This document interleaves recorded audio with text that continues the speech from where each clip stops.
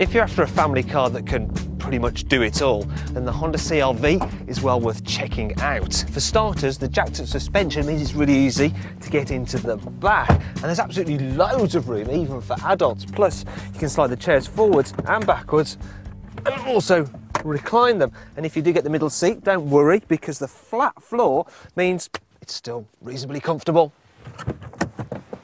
As for the front, well, it's very comfy. I mean, the driving position, it's spot on, and there's lots of adjustment in the steering wheel and the driver's seat. As for practicality, well, the cabin is festooned with cubbies. I mean, there's one here, here, here. In fact, you know, I could go on, but we'd be here for ages. Also, the boot is big, it's got a wide opening, and there's a handy split level divider to stop smaller items getting crushed. One of the reasons 4x4s have become so popular is because of their imperious raised driving position.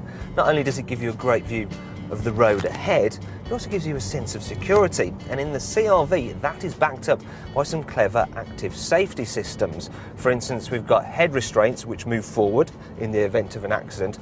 Also, the ESP anti-skid control will stop a trailer from snaking as well, and you can even get the car with a system which will steer you back on track if you weave out of your lane on the motorway.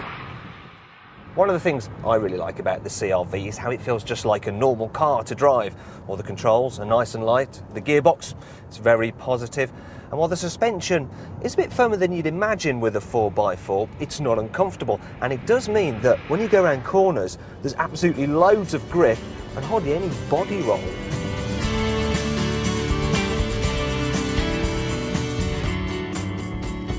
Now, we need to talk about the CR-V's bad points.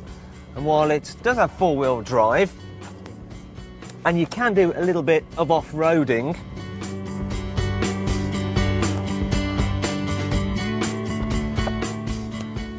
if you want to do some serious mud plugging, you're going to be better off in something like a Land Rover Freelander, because ultimately this car is more set up for on-road use. Also, it doesn't feel as upmarket inside as the Freelander either. In fact, these hard, brittle materials aren't as nice as the ones you get in a Vauxhall Corsa. If you come and have a look in the back, I'll show you some other potential problems.